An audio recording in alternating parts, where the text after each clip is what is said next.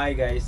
අද අපි බලන්න යන්නේ කොහොමද හරියට ගම් පොලොස් එකක් හදාගන්නේ කියලා. ගම් පොලොස් ඒ මොනවද ඒ? ගයිස් මම ඒක විහිළුවට කිව්වේ. ඇත්තටම අද අපි බලන්න යන්නේ කොහොමද හරියට ගමේ රහට පොලොස් එකක් හදාගන්නේ කියලා. ගයිස් අපිට මේකට ඕන වෙනවා පොල්.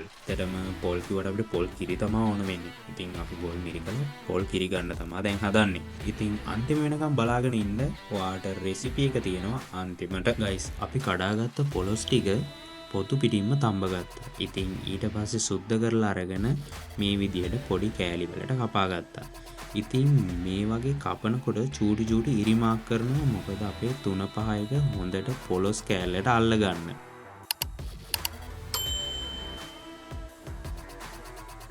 ගයිස් මේකට අපිට මුලින්ම ඕන වෙනවා පේස්ට් එකක්.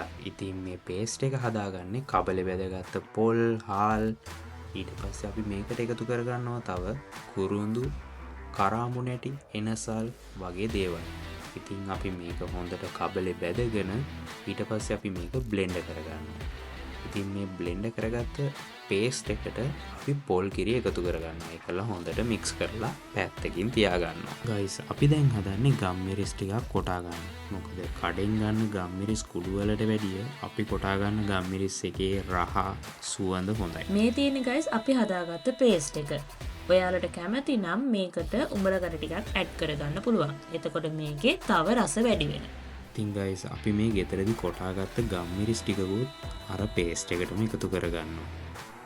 ඔන්න ගයිස් දැන් තමා පොලොස් එකේ කුකින් පාර්ට් එක පටන් ගන්න යන්නේ.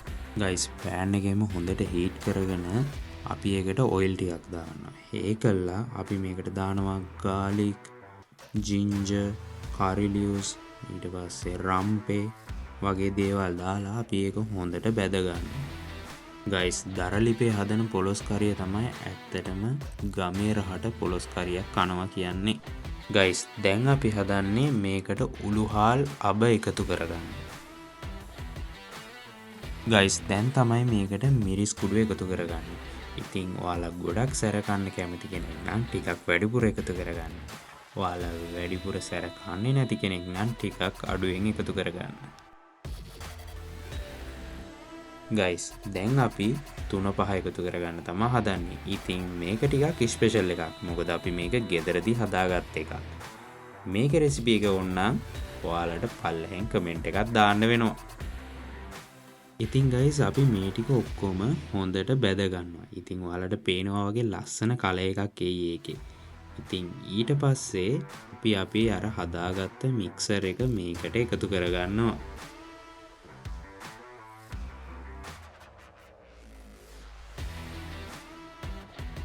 ඔන්න ගයිස් අපි දැන් හදන්නේ අපි තඹ ගත්ත පොලොස් ටික මේකට එකතු කරගන්න.